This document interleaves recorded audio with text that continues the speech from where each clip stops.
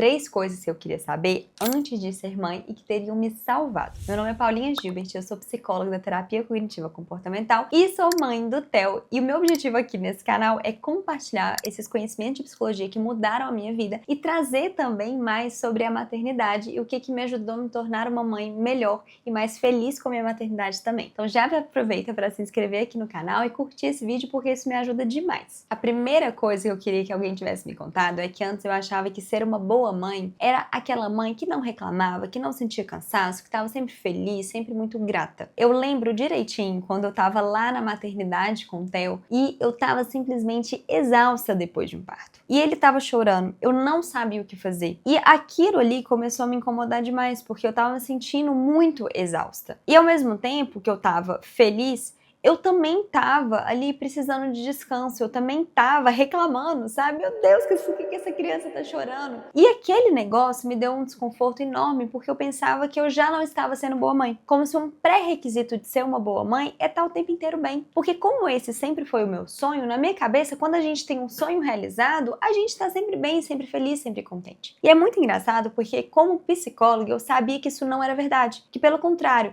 grandes momentos nas nossas vidas, normalmente, tem várias emoções envolvidas, inclusive emoções opostas. Então eu posso ter ficado super feliz de ter passado, sei lá, num concurso, mas ter emoção de felicidade também de ansiedade. Eu posso estar super feliz com o nascimento do meu filho, mas também posso estar triste porque às vezes eu não tive o parto do jeito que eu gostaria, ou porque a amamentação não está fluindo como o jeito que eu sonhei, como foi o meu caso. E apesar de eu ter esses conceitos em mente, nessa fase do puerpério pareceu que o meu emocional ele estava muito intenso. Então é como se eu tivesse jogado todo esse conhecimento fora por alguns meses e eu ficava me cobrando de ser essa mãe perfeita, de ser essa mãe que não reclamava. E é engraçado porque toda vez que chegava alguém e falava assim comigo, nossa, é a melhor coisa do mundo, né? Eu concordava com a pessoa, que eu conseguia ver que eu entendia aquilo que a pessoa estava falando, mas ao mesmo tempo eu me sentia muito mal, porque eu não tinha só essas emoções. E aí, por que isso teria me salvado saber disso? Porque eu provavelmente não teria me cobrado tanto em momentos difíceis. Eu queria muito ter entendido que eu podia ser uma ótima mãe e também ter sentimento de cansaço. E também querer um tempo sozinha. E também ter momentos difíceis em que eu tava me sentindo triste. Que não precisava ser uma coisa ou outra. Que podia ser duas coisas ao mesmo tempo. Quando eu coloco esse conceito dentro do campo de psicologia, a gente chama isso de flexibilidade cognitiva. Que é justamente eu não ficar extremizando as coisas, ou uma coisa ou outra. E como psicóloga, eu sei que a maternidade ela é extremamente intensa. E é natural que nesses momentos de mudança, as emoções mais difíceis, como ansiedade, frustração, tristeza, angústia, elas vão aparecer, até porque tem uma questão até de questões de hormônio, de oscilação hormonal. Então assim, não me cobrar de ser uma mãe perfeita é uma coisa que eu quero muito fazer no meu segundo filho. Inclusive de entender que essas mudanças, elas vão acontecer durante o processo do primeiro ano da criança. Porque no primeiro ano da criança, a gente está o tempo inteiro lidando com mudanças. Antes eu achava que eram só nos 3 primeiros meses que as pessoas falavam. Hoje em dia eu tenho em mente que o primeiro ano, ele é um ano de mudança, de desafios, mas de muita transformação também. E quando a gente coloca um prazo mais longo, a gente não fica naquela pressão de estar bem rápido, de saber as coisas rápido. Eu só fui entender o funcionamento do meu filho e o que eu queria para minha maternidade também, o que me fazia bem como mãe, foi depois que o Theo fez 1 ano. Então assim, hoje eu teria me cobrado menos de ter essa pressa de estar bem, de ter essa pressa de estar, sabe assim, sendo uma boa mãe para ele. Muitas vezes quando a gente está construindo uma habilidade, e a maternidade nada mais é do que isso, a gente está construindo habilidades para como lidar com os nossos filhos. E da mesma forma que eles estão aprendendo a viver, a lidar em sociedade, a construir habilidades, a gente também está construindo habilidades como mãe. E eu me esqueci disso. O tempo inteiro eu me cobrava de estar executando essas habilidades com muita maestria. Isso não vai acontecer, porque era a primeira vez que eu estava fazendo. Toda vez que a gente vai fazer alguma coisa no início, a gente está passando pela curva de aprendizagem também. E aprender é difícil. Eu me esqueci disso em vários momentos e hoje eu queria muito alguém me lembrando disso. A segunda coisa que eu acho que eu errei muito é que eu achava que o instinto materno, ele resolveria todos os meus problemas. E hoje eu vejo de uma forma completamente diferente disso. Eu lembro direitinho que no meu puerpério eu acompanhava uma psicóloga que eu gosto muito dela. Só que ela sempre falava nos vídeos dela que ela não acreditava que ler livros faria diferença. Que tudo que a gente precisava saber para desenvolver uma criança, pra ser uma boa mãe estava dentro da gente, né? Que a gente tinha ali que seguir os instintos. E por que isso fez muito mal pra mim? Lógico que às vezes pra ela fez sentido esse conselho, mas pra mim fez muito mal. Porque quando meu filho tava chorando, ou quando eu não sabia como fazer ele dormir, ou quando eu não sabia qual que era a hora de amamentar, qual que era a hora dele comer, como eu não sabia várias coisas desse mundo da maternidade, eu interpretei assim, meu instinto veio falho. Esse negócio aqui, ó, não funcionou pra mim, teve algum problema aqui, né, sabe? A gente não sei, tem alguma dificuldade aqui acontecendo comigo e que o problema é meu. E eu lembro que às vezes o Theo ficava chorando e aí as pessoas à minha volta olhavam pra mim e falavam assim, e aí, Paulinho, o que ele tem? E eu pensava assim, eu também não sei, não faço ideia o que ele tem. Socorro! Sabe aquela hora que dá até vontade de chamar a nossa mãe? Mãe, me ajuda aqui que eu também não sei. Esse BO aqui, eu não tô conseguindo lidar. E foi só quando eu joguei fora esse negócio do instinto materno, que eu tinha que saber tudo pelo meu feeling, que eu consegui entender a importância do estudar dentro do contexto de maternidade. E o que acontecia antes? Quando esse instinto meu não estava funcionando, digamos assim, eu acabava ali seguindo padrões de criações que a gente aprendeu ali, inclusive de coisas que eu não gostei muito dentro da minha história de vida, ou então a gente acaba sendo muito mais receptivo de ouvir opiniões das pessoas. E nem sempre aquela opinião, ela tem um embasamento, ou então ela tem ali relação com o que você quer para o seu filho, ou até seguindo a personalidade do seu filho. Eu percebi que essa coisa do instinto materno, ela podia muito facilmente ser confundida com você viver no automático, você responder ele de acordo com as suas emoções, ou então seguir essa coisa, né, de como você foi criado. E nem sempre a gente quer seguir exatamente como a gente foi criado. E aqui tem um ponto importante. Não é só questão de sentar e estudar. Eu percebi que uma coisa que me ajudou muito foi estudar na hora certa. Então, por exemplo, eu lembro que quando eu estava grávida do Theo, eu comecei a ler um livro que chama O Cérebro da Criança, que é um livro para crianças mais velhas, para essa fase ali de birra ou de muita desregulação emocional. E aí, quando o Theo nasceu, eu olhei para ele e pensei assim, gente, eu não tô conseguindo aplicar nada desse livro. Por quê? Porque eu estudei ele na hora errada. Agora que o Theo tá com 2 anos, esse livro faz muito mais sentido. Então hoje, o que eu faria? Na época de gravidez, eu, além de curtir bastante a gravidez, né, não ficar tão preocupada com essas coisas, porque eu acho que gravidez é uma fase muito legal de você, assim, aproveitar a sua liberdade, de aproveitar a pessoa, né, com quem se relaciona, seu marido, aproveitar a sua família, aproveitar o barrigão, a criança mexendo, eu acho que é uma fase muito legal disso. Provavelmente lá pro final, pro último trimestre só, eu acho que pode ser interessante estudar sobre parto, quais são as opções de parto, então tem cesárea, tem parto normal, com analgesia, sem analgesia, parto induzido, tem os vários tipos, então é legal para você conhecer mais, entender qual que vai ser ali o seu estilo de parto, e lembrando que não necessariamente a gente escolhe, então é legal de você saber que tem outras opções que podem acontecer, alinhar isso com o médico também,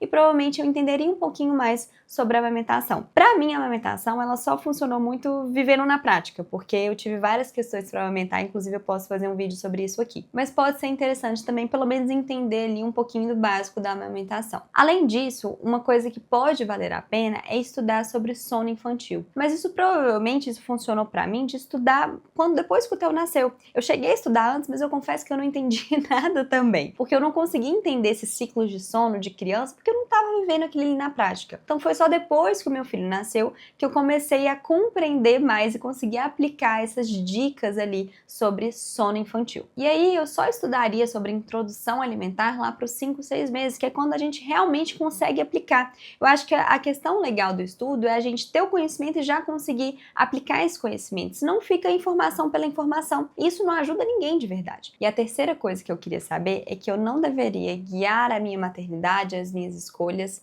para o meu filho não chorar, para impedir o choro do meu filho. Trazendo um contexto, no primeiro ano dele, eu tive muita dificuldade com a questão do choro. Parecia que ele chorava e toda parte de mim queria acabar rápido com aquele som, com aquele barulho. E eu acabei interpretando que o choro dele era igual a sofrimento, sendo que isso não é verdade. Claro que tem momentos que a criança tá ali precisando de ajuda, mas o choro de uma criança pode ser um choro de frustração, pode ser um choro, algumas crianças elas choram para dormir, como se fosse uma forma ali delas se regularem para conseguir dormir. E isso foi muito confuso na minha cabeça, porque quando ele chorava, eu já queria resolver aquele problema. E nisso eu comecei a criar uma régua dentro de casa, que ele chorou, eu tinha que ter todos os desejos dele atendidos, independente de quais fossem ou de quais prejuízos aquela ação ali me traria. E uma coisa que eu queria que alguém tivesse me contado é que crianças choram e que isso faz parte do desenvolvimento delas. Só que antes eu ficava muito desesperada, querendo abaixar ali o volume, digamos assim, desses choros.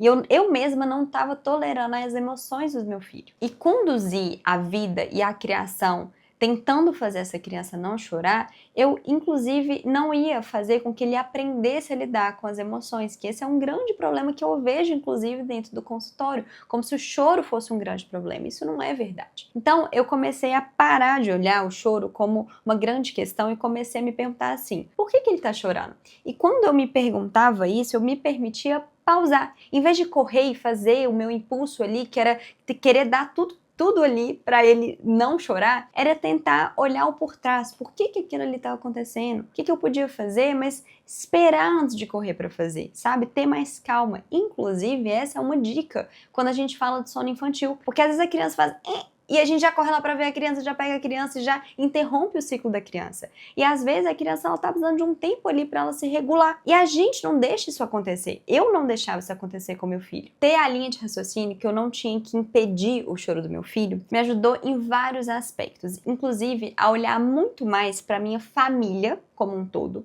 em vez de olhar só para essa questão do choro do Theo. Então, trazendo um exemplo aqui. Antes, toda criança, na verdade, vive uma fase de angústia de separação. Então, quando ele tinha ali por volta de 1 ano, toda vez que ele ficava longe de mim, ele chorava. E aí, qual que seria a minha tendência natural? Ele começou a chorar, então eu vou lá ficar com ele. Então, eu abandonava trabalho, saía ali do que eu precisava de estar fazendo para ficar com ele e impedir que ele chorasse. Só que isso começou a atrapalhar muito a relação, por exemplo, dele com o pai. Porque se ele só ficava confortável comigo, e quando ele ia ficar com o Lucas, que é o meu marido, isso trazia ali o choro à tona, eu acabava impedindo os dois de ficarem juntos. Eu lembro que teve um dia, que foi o dia que eu tomei essa decisão, que eu não ia deixar isso me guiar, eu falei com meu marido, eu falei, olha, vamos tentar fazer ele ter mais momentos de qualidade com você. E eu tô vendo que eu tô atrapalhando essa história toda. Então vamos fazer o seguinte, você vai descer com o Theo aos finais de semana. O choro ele vai surgir, porque o Theo vai querer ficar comigo. Mas vamos tentar todos os finais de semana a gente fazer isso, e eu sei que vai ser sofrido para nós dois, principalmente para mim, mas vamos ver se isso melhora a relação de vocês dois. E aí, os primeiros dias foram muito difíceis. O Theo não queria ir, ele chorava, eu escutava ele chorando lá do elevador, e era extremamente angustiante. Só que, acho que lá pro segundo final de semana, ou seja, foi sábado, domingo, e aí foi no outro sábado e domingo. No domingo, eu percebi que o Theo já foi muito mais tranquilo com o pai. Falei, opa, estamos tendo uma evolução aqui. E a coisa foi acontecendo. O Theo foi se acostumando muito mais com o Lucas, sentindo muito menos essa angústia de separação comigo. Ou seja, em vez de tomar uma decisão baseada em impedir o choro dele, eu tomei uma decisão que foi excelente para minha família. Hoje em dia, se bobear, o Theo, ele até pede para sair de casa com o Lucas e fala, tchau, mamãe, beijo. Mas isso foi muito bom pra gente, porque a gente uniu muito mais como família, e eu ainda consegui melhorar a relação de pai e filho, que é uma relação que eu acho extremamente importante. Antes de eu ser mãe, eu achava que eu tinha que fazer tudo em prol da criança, e que isso sim era ser uma boa mãe. Hoje em dia o meu raciocínio ele tá muito mais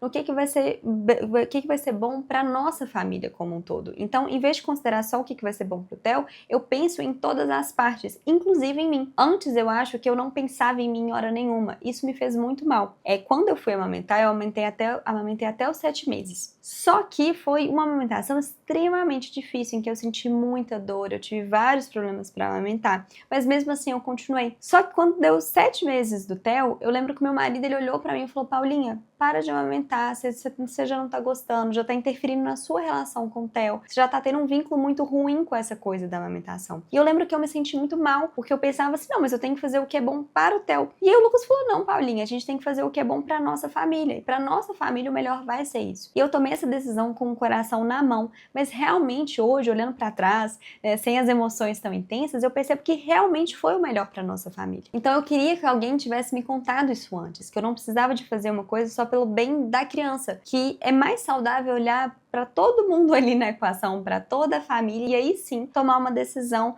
mais racional e que vai incluir todo mundo, inclusive eu mesma. Então, se tem algum hábito, alguma coisa que está muito insustentável para sua família, que talvez racionalmente você pense que está sendo bom para o seu filho, mas que não está bom para você, ou não está bom para o seu marido, ou para os irmãos, olha para isso com carinho e tenta olhar muito mais como pro todo. Isso fez total diferença na minha maternidade. E a verdade é que as crianças pegam muito mais rápido do que a gente imagina. Então, assim, todas essas mudanças eu achei que seriam extremamente caóticas e, na verdade, foram muito mais fáceis pro Theo do que eu imaginava. Eu acho que o difícil era realmente a minha tomada de decisão. Então, me conta nos comentários o que você gostaria que tivessem te falado antes de você ser mãe, que vai ajudar outras mães também, mães de primeira viagem, grávidas, enfim. Não esquece de curtir esse vídeo.